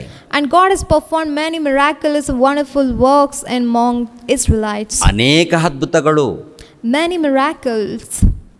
ಐಗುಪ್ತ ದೇಶದಲ್ಲಿ ಅನೇಕ ಅದ್ಭುತಗಳನ್ನು ಇಸ್ರಾಯೇಲ್ ಜನಾಂಗದವರು ನೋಡಿದ್ದಾರೆ. Among the people of Egyptians, God has done many wonderful deeds among Israelites. ಮುಖಾಮುಖಿಯಾಗಿ ನೋಡಿದ್ದಾರೆ. Face to face they have seen and witnessed every single miracle. ದೇವರು ಮಾಡಿರುವಂತಹ ಅದ್ಭುತಗಳನ್ನು. It's been done by God himself. ಹಾಗಿರುವಾಗ ದೇವ್ರಿಗೋಸ್ಕರ ಅವರು ತ್ಯಾಗ ಮಾಡಬೇಕಾಗಿತ್ತು. Why can't they sacrifice their lives in front of God? ದೇವ್ರಿಗೋಸ್ಕರ ಅವರು ಒಳ್ಳೆ ರೀತಿಯಿಂದ ಬದುಕಬೇಕಾಗಿತ್ತು. They could have lived a righteous life in front of God. ದೇವರು ಮೆಚ್ಚುವಂಥ ರೀತಿಯಲ್ಲಿ ಒಳ್ಳೆ ಪ್ರತಿಫಲ ಕೊಡ್ಬೋದಾಗಿತ್ತು. They could have been loved or liked in front of God. ಇಸ್ರಾಯೇಲ್ಯರನ್ನು ನೋಡಿ ದೇವರು ಕಣ್ಣೀರು ಸುರಿಸಿದ್ದಾರೆ. God was really wept in ಬಹಳ Israelites. ಬಹಳ ದುಃಖಪಟ್ಟಿದ್ದಾರೆ. He was sad because of Israelites. ನೊಂದುಕೊಂಡಿದ್ದಾರೆ. He was in sorrow. ಪ್ರವಾದಿಗಳನ್ನು ಕಳಿಸಿಕೊಟ್ರು, ಉಪದೇಶಕರನ್ನು ಕಳಿಸಿಕೊಟ್ರು, ನ್ಯಾಯಸ್ಥಾಪಕರನ್ನು ಕಳಿಸಿಕೊಟ್ರು, ಯಾಜಕರನ್ನು, ಆನಂತರ ಧರ್ಮಶಾಸ್ತ್ರವನ್ನು, ಗ್ರಂಥವನ್ನು ಎಲ್ಲ ಕೊಟ್ಟರು, ಜನ ಬದಲಾಗಲಿಲ್ಲ. There were no transition in any of life if he sent all the prophets or the scriptures of God has been sent to them, or the preachers or the judges were sent unto them. ದೇವರ ಕಷ್ಟ ನೋಡುವಾಗ, ದೇವರ ಪ್ರಯಾಸ ನೋಡುವಾಗ ಬಹಳ ಇದೆ. The work of God is many or vast. ದೇವರಿಗೆ ಸಿಕ್ಕಿರುವಂಥ ಪ್ರತಿಫಲ ನೋಡುವಾಗ ಸ್ವಲ್ಪ ಇದೆ. But God was rewarded with less fruits. ಅದೇ ಪ್ರಕಾರ ಯೇಸು ಕ್ರಿಸ್ತರು ಬಂದ ಮೇಲೆ ಎಷ್ಟು ಮಂದಿ ನೀತಿವಂತರಿದ್ದಾರೆ? In the same way, while Jesus Christ came into this world, how many people were righteous? ಯೇಸು ಕ್ರಿಸ್ತರು ಬಂದರು. Jesus came into this world. ಸುವಾರ್ತೆಯನ್ನು ಸಾರಿದರು. He spread the gospel. ರಕ್ಷಣೆ ಮಾರ್ಗವನ್ನು ತೋರಿಸಿದರು. He showed the way of salvation. ಪಾಪ ಕ್ಷಮಾಪಣೆಗೋಸ್ಕರ ಪ್ರಾಣ ತ್ಯಾಗ ಮಾಡಿದರು. He sacrificed his life for the forgiveness of sins. ಸಿಲುಬೆ ಮರಣ ಹೊಂದಿ ಸಮಾಧಿ ಮಾಡಲ್ಪಟ್ಟು ಮೂರನೇ ದಿನದಂದು ಎದ್ದು ಬಂದರು. He was crucified, he died on the cross and rose up as resurrected on the third day. ಮಹಿಮೆ ಶರೀರವನ್ನು ಧರಿಸಿಕೊಂಡು ಪರಲೋಕಕ್ಕೆ ಹೋದರು. He got in transition form and went into heaven. ಆ ಸಮಾಜದಲ್ಲಿ ಅದ್ಭುತವಾದಂಥ ಸುವಾರ್ತೆಯನ್ನು ಮಾಡಿದರು. In those days there were wondrous, miraculous gospel things were been spreaded. ಹಾಗಿರುವಾಗ ಎಷ್ಟು ಮಂದಿ ಯೇಸು ಕ್ರಿಸ್ತರ ನಂಬಿ ಹಿಂಬಾಲಿಸಿದರು? Since that, how many people believed in Jesus? 1ನೇ ಶತಮಾನದಲ್ಲಿ ಯಹೂದ್ಯರು ಯೇಸು ಕ್ರಿಸ್ತರನ್ನು ನಂಬಲಿಲ್ಲ. In first century, the Jewish people did not believe Jesus. ಒಂದು ವೇಳೆ ನಂಬಿದರೆ ಬಹಳ ಸ್ವಲ್ಪ ಮಂದಿ, Only few had believed in Jesus. ಸ್ವಲ್ಪ ಮಂದಿ ಯೇಸು ಕ್ರಿಸ್ತರನ್ನು ನಂಬಿಕೊಂಡಿದ್ದಾರೆ. Only few had believed in Jesus Christ. ಆನಂತರ ಅನ್ಯರ ಬಳಿಯಲ್ಲಿ ಸುವಾರ್ತೆ ಸಾರಲ್ಪಟ್ಟಿದೆ. ಅನ್ಯರ ಬಳಿಯಲ್ಲಿ ಎಷ್ಟು ಮಂದಿ ನಂಬಿಕೊಂಡಿದ್ದಾರೆ ಯೇಸು ಕ್ರಿಸ್ತರನ್ನು? The foreign people, how much did they believe? How many people got salvation? ಸ್ವಲ್ಪ ಮಂದಿನೇ. Only few people. ಇವಾಗ ಪ್ರಪಂಚ ದೇಶದಲ್ಲಿ ನೋಡುವಾಗ 800 ಕೋಟಿ ಮಂದಿ ಮಾನವರು ಇದ್ದಾರೆಂದು ಗೊತ್ತಾಗುತ್ತೆ. There are 800 crores of people, population in this world. ಕ್ರೈಸ್ತರು ಎಷ್ಟು ಮಂದಿ ಇದ್ದಾರೆ ಅಂತ ಒಂದ್ಸರಿ ಲೆಕ್ಕ ಮಾಡುವಾಗ 300 ಕೋಟಿಯಿಂದ 400 ಕೋಟಿಯ ತನಕ ಕ್ರೈಸ್ತರು ಇದ್ದಾರೆ ಎಂದು ಗೊತ್ತಾಗುತ್ತೆ. There are 300 to 400 crores of Christians in this world. 300ರಿಂದ 400 ಕೋಟಿ ತನಕ ಕ್ರೈಸ್ತರು ಇದ್ದಾರೆ ಎಂದು ಸಮಾಜದಲ್ಲಿ ನೋಡುವಾಗ ಇವರೆಲ್ಲರೂ ನಿಜವಾದ ಕ್ರೈಸ್ತರ? Are there real Christians, the 300 to 400 crores of Christians? ನಿಜವಾದ ಕ್ರೈಸ್ತರಂದರೆ ಅಪೋಸ್ತಲರು ಇರ್ತಾರಲ್ಲ 1ನೇ ಶತಮಾನದಲ್ಲಿ, ಅವರು ನಿಜವಾದ ಕ್ರೈಸ್ತರು. The real Christian is the people who were in the time of apostles. ಅಂಥ ಗುಣವುಳ್ಳವರಿದ್ದರೆ ಟೋಟಲ್ ಪ್ರಪಂಚ ಬದಲಾಗ್ತಾ ಇತ್ತು. If there were the characters in the Christians, then whole world would be transist. 1ನೇ ಶತಮಾನದಲ್ಲಿ ಇದ್ದಂಥ ಕ್ರೈಸ್ತರಿದ್ದಾರೆ ನೋಡಿ, ಯೇಸು ಕ್ರಿಸ್ತರನ್ನ ಅರ್ಥ ಮಾಡಿಕೊಂಡು ಜೀವಿಸಿದ್ದಾರಲ್ಲ, ಅಂಥ ಗುಣ ಉಳ್ಳವರು ಇದ್ದರೆ ಇವತ್ತು ಪ್ರಪಂಚದಲ್ಲಿ ಎಲ್ಲ ಮೂಲೆಯಲ್ಲಿ ದೇವರನ್ನು ನಂಬಿಕೊಂಡಿರುವಂಥ ಕ್ರೈಸ್ತರಿರ್ತಾ ಇದ್ದರು. If we had such characters of the believers who were in the first century, now the world would be transformed. ಯಾಕೆಂದರೆ 1ನೇ ಶತಮಾನದಲ್ಲಿ ಇದ್ದಂಥ ಕ್ರೈಸ್ತರಿದ್ದಾರಲ್ಲ, ದೇವರು ಮೆಚ್ಚುವಂಥ ರೀತಿಯಲ್ಲಿದ್ದಾರೆ, ದೇವರಿಗೆ ಪ್ರತಿಫಲ ಕೊಡೋರಿದ್ದಾರೆ. ಅವರು The believers in the first century were doing good in front of God, in sight of God. ಅವರ ಮೂಲಕ ಎಲ್ಲರಿಗೆ ಒಳ್ಳೆಯದಾಗಿದೆ. There were good things and salvation from those people. ಅವರ ಬಳಿಯಲ್ಲಿ ಎಷ್ಟು ಮಂದಿ ಬಂದರೂ ಕೂಡ ಅವರೆಲ್ಲರಿಗೂ ಕೂಡ ಒಳ್ಳೆಯದಾಗಿದೆ. Whoever came with them, they were all God's salvation. ಆತ್ಮಿಕವಾಗಿ ಶಾರೀರಿಕವಾಗಿ ಒಳ್ಳೆಯದಾಗಿದೆ. Both the spiritual and bodily, they got a good things. ಒಂದು ರೀತಿಯಲ್ಲಿ ಮಾನಸಿಕವಾಗಿ ಒಳ್ಳೆಯದಾಗಿದೆ, ಶಾರೀರಿಕವಾಗಿ ಕೂಡ ಒಂದು ರೀತಿಯಲ್ಲಿ ಒಳ್ಳೆಯದೇನೆ ಆಗಿದೆ ಅವರಿಗೆ. Mentally, physically, they got rewarded from them. ಅವರ ಮಧ್ಯದಲ್ಲಿ ಸಮಾಧಾನ ಇದೆ, ಸಂತೋಷ ಇದೆ, ನೆಮ್ಮದಿ ಇದೆ. There is peace in among them and happiness in among them. ಯಾಕೆಂದರೆ ಅವರ ಬಳಿಯಲ್ಲಿ ದೇವರಿಗೆ ಸ್ಥಾನ ಕೊಟ್ಟಿದ್ದಾರೆ. Because they had given a God a place in their hearts. ದೇವರು ಮೆಚ್ಚುವಂಥ ರೀತಿಯಲ್ಲಿ ಅವರು ಬದುಕಿದ್ದಾರೆ. They lived faithfully and righteous in sight of God. ಅವರಲ್ಲಿ ಕಪಟ ಇಲ್ಲ. There is no blame in them. ಅವರಲ್ಲಿ ವೇಷಧಾರಣೆ ಇಲ್ಲ. There is no double-minded in them. ಅವರಲ್ಲಿ ಮೋಸ ಇಲ್ಲ. There is nothing outcrafts in them. ಅವರಲ್ಲಿ ಹಗೆ ಇಲ್ಲ. There is no things which hurts God. ಅವರಲ್ಲಿ ಹೊಟ್ಟೆ ಕಿಚ್ಚಿ ಇಲ್ಲ. There is nothing hateful in God's sight. ಈಗಿನ ಕಾಲದಲ್ಲಿ ನೋಡುವಾಗ ಹಗೆ ಇರುತ್ತೆ, ದ್ವೇಷ ಇರುತ್ತೆ, ಇಲ್ಲಾಂದರೆ ಜಗಳ ಇರುತ್ತೆ, ಇಲ್ಲಾಂದರೆ ಮಸ್ತರ ಇರುತ್ತೆ. ಇವೆಲ್ಲ ನೋಡುವಾಗ ಈಗಿನ ಕಾಲದಲ್ಲಿ ಕ್ರೈಸ್ತರೆಂದು ಕರೆಯಲ್ಪಡುತ್ತಿರುವಂಥ ನಮ್ಮ ಬಳಿಯಲ್ಲಿ ಇವೆಲ್ಲ ಗುಣಗಳು, ಕೆಟ್ಟ ಗುಣಗಳು ತುಂಬಿಕೊಂಡಿದೆ ರೀ. There are hatred, malice, every people in the society. ಬೈಬಲ್ನ ಇಟ್ಕೊಂಡು ನೀವು ಹೇಳೋಕ್ಕಾಗತ್ತಾ ನನ್ನಲ್ಲಿ ಕೆಟ್ಟ ಗುಣಗಳು ಇಲ್ಲ ಅಂತ? ನಿಮ್ಮ ಮನಸ್ಸನ್ನು ವಿಚಾರ ಮಾಡಿ ಹೇಳೋಕ್ಕಾಗತ್ತಾ ನಿಮಗೆ? Can you hold this Bible and say there is none of the bad thing in you? ಮನಸ್ಫೂರ್ತಿಯಿಂದ ಬೈಬಲನ್ನು ಮುಂದೆ ಇಟ್ಕೊಂಡು ನನ್ನಲ್ಲಿ ಕೆಟ್ಟತನ ಇಲ್ಲ, ನನ್ನಲ್ಲಿ ಯೇಸು ಕ್ರಿಸ್ತರಿದ್ದಾರೆ, ನನ್ನಲ್ಲಿ ಪವಿತ್ರಾತ್ಮರಿದ್ದಾರೆ, ನನ್ನಲ್ಲಿ ದೇವರಿದ್ದಾರೆ, ನಾನು ದೇವರಿಗೋಸ್ಕರನೇ ಕೆಲಸ ಮಾಡ್ತಾ ಇದ್ದೆ ಅಂತ ಮನಸ್ಫೂರ್ತಿಯಿಂದ ಯಥಾರ್ಥದಿಂದ ಹೇಳೋಕ್ಕಾಗತ್ತಾ ನಿನಗೆ? Can anyone say wholeheartedly he is pure in front of God holding this Bible? ಹೊರಗಡೆ ನೋಡುವಾಗ ನಾವು ದೊಡ್ಡ ಬೋಧಕರು. If we see from outside, we are big preachers. ಹೊರಗಡೆ ಕಾಣುವಾಗ ನಾವು ಇಂಟರ್ನ್ಯಾಷನಲ್ ಬೋಧಕರು. We are international preachers. ಇಲ್ಲ ದೊಡ್ಡ ಸೇವಕರು. We are big saviors of God. ದೇವರು ಹೇಳ್ತಾರೆ, ನಿನ್ನ ಹೃದಯದಲ್ಲಿ ಕಪಟ, ವೇಷಧಾರಣೆ, ಅಸೂಯೆ ತುಂಬಿಕೊಂಡಿದ್ದಿ ಮಗನೇ ಅಂತ. But God sees all his hatred things in his heart. ಹೊರಗಡೆ ನೋಡುವಾಗ ವೈಭವ. There is good things outside. ಅದಕ್ಕೆ ಯೇಸು ಪ್ರಭು ಹೇಳುವಂಥ ಮಾತು ಮತ್ತಾಯನ ಬರೆದ ಸುವಾರ್ತೆ 23ನೇ ಅಧ್ಯಾಯ ನೋಡಿ ಪ್ರಿಯರೇ. If we see Matthew chapter 23. ಮತ್ತಾಯನ ಬರೆದ ಸುವಾರ್ತೆ 23ನೇ ಅಧ್ಯಾಯ 1ನೇ ವಚನದಿಂದ. Matthew chapter 23 verse 1. ತರುವಾಯ ಯೇಸು ಜನರ ಗುಂಪಿಗೂ ತನ್ನ ಶಿಷ್ಯರಿಗೂ ಹೇಳಿದ್ದೇನೆಂದರೆ, ಶಾಸ್ತ್ರಿಗಳು ಪರಿಸಾಯರು ಮೋಶೆಯ ಪೀಠದಲ್ಲಿ ಕೂತುಕೊಂಡಿದ್ದಾರೆ, ಆದುದರಿಂದ ಅವರು ನಿಮಗೆ ಏನೇನು ಹೇಳುತ್ತಾರೋ ಅದನ್ನೆಲ್ಲ ಮಾಡಿರಿ, ಕಾಪಾಡಿಕೊಳ್ಳಿರಿ, ಆದರೆ ಅವರ ನಡತೆಯ ಪ್ರಕಾರ ನಡೆಯಬೇಡಿರಿ, ಅವರು ಹೇಳುತ್ತಾರೆ ಹೊರತು ನಡೆಯುವುದಿಲ್ಲ. Then Jesus said the crowds unto his disciples, the scribes and the Pharisees sit on Moses' seat, so do not observe whatever they tell you, but not the works they do, for they preach but do not practice.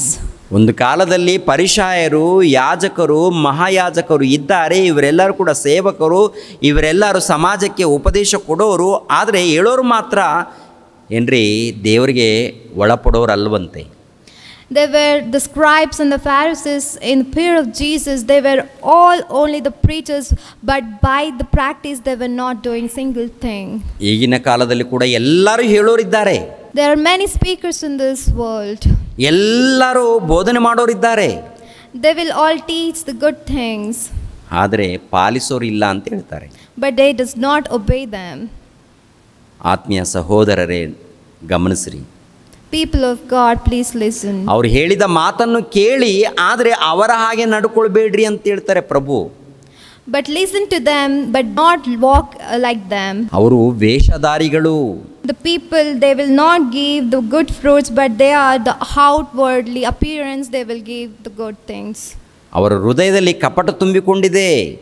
There are grief in the hearts of them. ಸುಮ್ಮನೆ ಕಲ್ತ್ಕೊಂಡು ಹೇಳ್ತಾರೆ. They will only bribe the things. ಹೃದಯದಲ್ಲಿ ನೋಡುವಾಗ ನನಗೆ ಜಾಗ ಕೊಟ್ಟಿಲ್ಲ. But there is no place to God in their heart. ಹೃದಯದಲ್ಲಿ ದುರಾತ್ಮನನ್ನು ತುಂಬಿಸಿಕೊಂಡು ಮಾಡಬಾರದ ಕೃತ್ಯಗಳನ್ನು ಮಾಡ್ತಾರೆ. ಬೋಧನೆ ಮಾತ್ರ ಕರೆಕ್ಟಾಗಿ ಹೇಳ್ತಾರೆ, ಒಳಗಡೆ ಸೈತಾನನಿಗೆ ಜಾಗ ಕೊಟ್ಟಿದ್ದಾರೆ. They will tell all good things about scriptures, but they have given the evil place in their heart. ಈ ಜಗತ್ತಿನಲ್ಲಿ ಸುವಾರ್ತೆ ಸಾರಲ್ಪಡ್ತಾ ಇದೆ.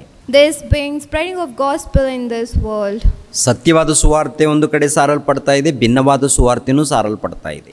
There are many kind of true gospel and different form of gospel being spreaded. ಸತ್ಯವಾದ ಸುವಾರ್ತೆಯನ್ನು ಯಾರು ಹೇಳಿದ್ರು ಕೂಡ ಕೇಳಬೇಕು, ಕೇಳಿ ವಾಕ್ಯದ ಪ್ರಕಾರ ನಡಿಬೇಕು ಅಂತ ಹೇಳ್ತಾರೆ. Please listen to the true wisdom of God. ಜಾಗ್ರತೆ ಪಡಿ ಅಂತ ಹೇಳ್ತಾರೆ. Be careful. ದೇವ್ರಿಗೋಸ್ಕರ ಶ್ರದ್ಧೆಯಿಂದ ಜೀವಿಸಿರಿ ಅಂತ ಹೇಳ್ತಾರೆ. Walk righteously in front of God. ಆತ್ಮಿಕವಾಗಿ ಬದುಕಬೇಕು ಅಂತ ಹೇಳ್ತಾರೆ. We need to live spiritually. ಯೇಸು ಕ್ರಿಸ್ತರು ಬಂದು ಪರಲೋಕಕ್ಕೆ ಹೋದ ಮೇಲೆ ಈ ಜಗತ್ತಿನಲ್ಲಿ ಎಷ್ಟು ಮಂದಿ ಭಕ್ತರು ಕಾಣ್ತಾ ಇದ್ದಾರೆ, ದೇವರಿಗೆ ಪ್ರತಿಫಲವನ್ನು ಕೊಡೋರು ಎಷ್ಟು ಮಂದಿ ಇದ್ದಾರೆ ಎಂದು ನೋಡುವಾಗ ಬಹಳ ಸ್ವಲ್ಪ ಮಂದಿ ಮಾತ್ರ ಕಾಣ್ತಾರೆ. Till the Jesus came and he has resided in heaven, how many people are the believers of given fruits to God? There are few. ಕ್ರೈಸ್ತರು ಎಂಬ ಹೆಸರುಳ್ಳವರು ಕೋಟ್ಯಾನುಗಟ್ಟಲೆ ಇದ್ದಾರೆ. As a Christian for the namesake, there are many people. ದೇವರು ಇಷ್ಟಪಡುವಂಥ ಕ್ರೈಸ್ತರು ಸ್ವಲ್ಪ ಮಂದಿ ಇದ್ದಾರೆ. But the God who likes them are few. ಅದಕ್ಕೆ ಯೇಸುಪ್ರಭು ಹೇಳುವಂಥ ಮಾತೇನಂತ ನೋಡುವಾಗ ಇಕ್ಕಟ್ಟಾದ ಬಾಗಿಲಿನಿಂದ ಒಳಕ್ಕೆ ಪ್ರವೇಶ ಮಾಡಿರಿ ಅಂತ ಹೇಳ್ತಾರೆ. So God says, walk in difficult way. ನಾಶನಕ್ಕೆ ಹೋಗುವಂಥ ಬಾಗಲು ವಿಶಾಲವಾಗಿದೆ ಅಂತ ಹೇಳ್ತಾರೆ. The doors to the hell are wide. ನಾಶನಕ್ಕೆ ಹೋಗುವಂಥ ಬಾಗಿಲಲ್ಲಿ ಅನೇಕರು ಇದ್ದಾರೆ. There are many in the doors of hell. ಅನೇಕರು ನಾಶನಕ್ಕೆ ಹೋಗ್ತಾರೆ. Many are going to hell. ನಿತ್ಯ ಜೀವಕ್ಕೆ ಹೋಗೋರು ಬಹಳ ಸ್ವಲ್ಪ ಮಂದಿ ಅಂತ ಹೇಳ್ತಾರೆ. Only few are the people who goes to eternity. ದೇವರಿಗೆ ಪ್ರತಿಫಲ ಕೊಡೋರು ಬಹಳ ಸ್ವಲ್ಪ ಮಂದಿ ಅಂತ ಹೇಳ್ತಾರೆ. Only there are few people who give the bear fruits inside of God. ಆಲೋಚನೆ ಮಾಡುವಾಗ ದೇವರ ಕಷ್ಟ ನೋಡುವಾಗ ಬಹಳ ಇದೆ. But God's labor is vast. ದೇವರ ಪ್ರಯಾಸ ನೋಡುವಾಗ ಬಹಳ ಇದೆ. There is much of God's work. ದೇವರಿಗೆ ಸಿಕ್ಕಂತ ಪ್ರತಿಫಲ ನೋಡುವಾಗ ಸ್ವಲ್ಪ ಇದೆ. But it's been rewarded with less fruits. ದೇವರಿಗೆ ಸಿಕ್ಕಂತ ಪ್ರತಿಫಲ ನೋಡುವಾಗ ಸ್ವಲ್ಪ ಮಂದಿ ಮಾತ್ರ. The less fruits is of God's work. ದೇವರಿಗೆ ಸಿಗುವಂತ ಪ್ರತಿಫಲದಲ್ಲಿ ಆ ಸ್ವಲ್ಪ ಮಂದಿಯಲ್ಲಿ ನೀವಿದ್ದೀರಾ? Are you in one who bears a good fruit in God's sight? ದೇವರು ಇಷ್ಟಪಡುವಂತ ರೀತಿಯಲ್ಲಿ ನೀವಿದ್ದೀರಾ? Are you in the inside of God, the people good in heart? ದೇವರು ಮೆಚ್ಚುವಂತ ರೀತಿಯಲ್ಲಿ ನಿನ್ನ ಬದುಕಿದೆಯಾ? Are you walking a righteous life in front of God? ಹಾಗಾದರೆ ನಿನಗೆ ಪರಲೋಕ ಖಂಡಿತವಾಗಿ ಸಿಗುತ್ತೆ. Then definitely you're going to receive heaven. ಪರಲೋಕ ಸಿಗಬೇಕಾದ್ರೆ ವಾಕ್ಯದಲ್ಲಿ ಬರೆಯಲ್ಪಟ್ಟಿದೆಯಲ್ಲ, ಬರೆಯಲ್ಪಟ್ಟಿರೋ ಪ್ರಕಾರ ದೀಕ್ಷೆ ಸ್ಥಾನ ಆಗಬೇಕು, ಬರೆಯಲ್ಪಟ್ಟಿರೋ ಪ್ರಕಾರ ದೇವರನ್ನು ಒಪ್ಪಿಕೊಳ್ಳಬೇಕು, ಬರೆಯಲ್ಪಟ್ಟಿರೋ ಪ್ರಕಾರ ಪಾಪ ಕ್ಷಮಾಪಣೆ ನಿಮಿತ್ತವಾಗಿ ದೀಕ್ಷೆ ಸ್ಥಾನ, ವಾಕ್ಯದ ಪ್ರಕಾರ ಅಂದರೆ ದೇವರು ಮೆಚ್ಚುವಂಥ ರೀತಿಯಲ್ಲಿ ದೀಕ್ಷೆ ಸ್ಥಾನ ಆಗಿರಬೇಕು. ದೇವರು ಮೆಚ್ಚುವಂಥ ರೀತಿಯಲ್ಲಿ ನಿನ್ನ ಬದುಕು ಇರಬೇಕು. ದೇವರು ಮೆಚ್ಚುವಂಥ ರೀತಿಯಲ್ಲಿ ನಿನ್ನ ನಡವಳಿಕೆ ಇರಬೇಕು. ದೇವರು ಮೆಚ್ಚುವಂಥ ರೀತಿಯಲ್ಲಿ ಕಾರ್ಯಕ್ರಮಗಳು ನಡಿಬೇಕು. You should have everything which God desires, even the spiritual growth, even you need to take the baptism, get salvation and forgiveness of the sins. Everything should be according to the word of God. ದೇವರ ವಾಕ್ಯದ ಪ್ರಕಾರ ನಿನ್ನ ಜೀವಿತ ಇದ್ದರೆ ನಿನಗೆ ಪರಲೋಕ ಖಂಡಿತವಾಗಿ ಸಿಗುತ್ತೆ. To gain a salvation or the eternity, we need to live according to the word of God. ಇಲ್ಲದೆ ಹೋದರೆ ಆತ್ಮ ಯಾತನೆ ಪಡುವಂಥ ಸ್ಥಳಕ್ಕೆ ಹೋಗುತ್ತೆ. Or else our souls are going to be dumped into the hell. ಆತ್ಮ ಹೋದರೆ ನನಗೇನು ಅಂತ ನೀವು ಅಂದ್ಕೋಬೋದು. What if you think only our spirits are going? ಅರ್ಥ ಆಗುತ್ತಾ ಪ್ರಿಯರೇ? Can you understand? ಆತ್ಮ ಹೋದರೆ ನನಗೇನು ಅಂತ ನೀವು ಅಂದ್ಕೋಬೋದು.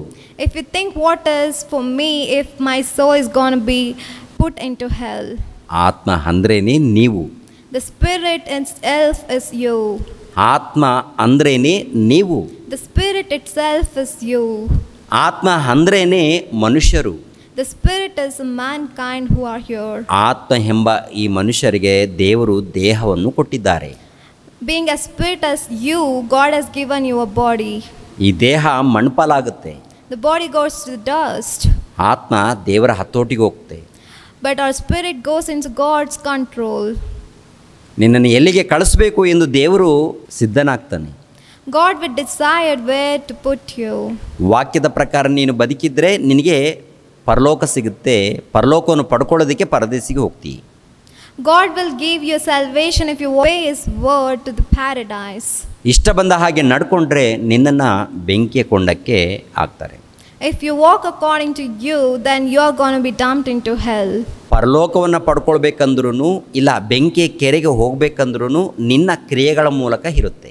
It's by your deeds you're going to be put into hell or the heaven. ನಿನ್ನ ಪ್ರವರ್ತನೆಯ ಮೂಲಕ ಇರುತ್ತೆ. It's by your deeds and behavior. ನೀನು ದೇವರನ್ನ ನಂಬಿ ಯಥಾರ್ಥವಾಗಿ ಜೀವಿಸಿದ್ದೀಯಾ ಅಥವಾ ನಟನೆ ಮಾಡಿ ಜೀವಿಸಿದ್ದೀಯಾ? If you're walking according to righteous life, according to the Bible, or you're going unto these dusty things. ನಿನ್ನ ಪ್ರವರ್ತನೆ ಮೂಲಕ ನಿನ್ನ ಕ್ರಿಯೆಗಳ ಮೂಲಕ ನೀನು ಎಲ್ಲಿಗೆ ಹೋಗ್ತೀಯೋ ಎಲ್ಲಿಗೆ ನಡೆಸಬೇಕೋ ಅದು ದೇವರು ಮಾಡುವಂಥದ್ದು. God will decide by your deeds where to put you into hell or the heaven. ಆದುದರಿಂದ ನಿನ್ನ ನಂಬಿಕೆ ಎಚ್ಚರಿಕೆ, ನಿನ್ನ ಭಕ್ತಿ ಎಚ್ಚರಿಕೆ, ನಿನ್ನ ಜೀವಿತ ಎಚ್ಚರಿಕೆ. So people of God, be careful with your faith and devotion and whatever the spiritual thing or life. ದೇವರಿಗೆ ಸಿಗುವಂಥ ಆ ಪ್ರತಿಫಲದಲ್ಲಿ ಸ್ವಲ್ಪ ಪ್ರತಿಫಲದಲ್ಲಿ ನೀನು ಕೂಡ ಇರಬೇಕು. God wants you to be in His fruitful people. ತಲೆಬಾಗ್ಸಿರಿ, ಪ್ರಾರ್ಥನೆ ಮಾಡಿ ಮುಗಿಸುತ್ತೇನೆ. Let us bow and pray. ನಮ್ಮನ್ನು ಬಹಳವಾಗಿ ಪ್ರೀತಿಸುವಂಥ ನಮ್ಮ ತಂದೆಯಾದ ದೇವರೇ, ವಂದನೆಗಳು, ಸ್ತೋತ್ರಗಳು ತಂದೆ. ಇಷ್ಟು ತನಕ ಸ್ವಲ್ಪ ಮಾತುಗಳನ್ನು ನಿಮ್ಮ ಮಕ್ಕಳಿಗೆ ತಿಳಿಸಿದ್ದೇನೆ. ಎಷ್ಟು ಮಂದಿ ತಿಳ್ಕೊಂಡು ಅರ್ಥ ಮಾಡಿಕೊಂಡಿದ್ದಾರೋ ಎಲ್ಲರನ್ನು ಬಲಪಡಿಸಿ ಎಲ್ಲರೂ ಭಕ್ತಿಯಿಂದ ಜೀವಿಸುವಂತೆ ಸಹಾಯ ಮಾಡಿ. ತಂದೆಯಾದ ದೇವರೇ, ನೀವು ಮಾಡಿರುವಂಥ ಕಷ್ಟ ನೋಡುವಾಗ ಬಹಳ ಇದೆ, ನಿಮಗೆ ಸಿಗುವಂಥ ಪ್ರತಿಫಲ ನೋಡುವಾಗ ಸ್ವಲ್ಪ ಕಾಣ್ತಾ ಇದೆ. ತಂದೆ, ಇವರೆಲ್ಲರನ್ನು ನೋಡುವಾಗ ನೀವು ಎಷ್ಟು ದುಃಖದಲ್ಲಿದ್ದೀರೋ ಗೊತ್ತಾಗ್ತಾ ಇದೆ ತಂದೆ. ತಂದೆಯಾದ ದೇವರೇ, ಎಲ್ಲರನ್ನು ಕನಿಕರಿಸಿ ಕ್ಷಮಿಸಿ ಭಕ್ತಿಯಿಂದ ಜೀವಿಸುವಂತೆ ನಮ್ಮೆಲ್ಲರಿಗೆ ಸಹಾಯ ಮಾಡಿ. ಯೇಸು ಪವಿತ್ರ ನಾಮದಲ್ಲಿ ಬೇಡ್ತಾ ಇದ್ದೇನಪ್ಪ ತಂದೆಯೇ, ಆಮೇನ್. ಎಲ್ಲರಿಗೂ ವಂದನೆಗಳು. ರಕ್ಷಕನಾದ ಯೇಸು ಕ್ರಿಸ್ತರ ನಾಮದಲ್ಲಿ ಆತ್ಮೀಯರೆಲ್ಲರಿಗೂ ಹೃತ್ಪೂರ್ವಕ ವಂದನೆಗಳನ್ನು ತಿಳಿಸ್ತಾ ಇದ್ದೇನೆ. ದೇವರ ಸೇವೆ ನಿಮಿತ್ತವಾಗಿ ಪ್ರಾರ್ಥಿಸಿರಿ ಹಾಗೂ ದೇವರ ಸೇವೆಯಲ್ಲಿ ಭಾಗಿಗಳು ಆಗಿ. ಪ್ರತಿಯೊಬ್ಬನು ತನ್ನ ತನ್ನ ಹೃದಯದಲ್ಲಿ ನಿರ್ಣಯಿಸಿಕೊಂಡ ಪ್ರಕಾರ ಕೊಡಲಿ. ದುಃಖದಿಂದಾಗಲಿ ಬಲಾತ್ಕಾರದಿಂದಾಗಲಿ ಯಾರೂ ಕೊಡಬಾರದು. ಯಾಕೆಂದರೆ ಸಂತೋಷವಾಗಿ ಕೊಡುವವನ ಮೇಲೆ ದೇವರಿಗೆ ಪ್ರೀತಿಯುಂಟು. 2 ಕೊರಿಂಥದವರಿಗೆ ಬರೆದ ಪತ್ರಿಕೆ 9ನೇ ಅಧ್ಯಾಯ 7ನೇ ವಚನ.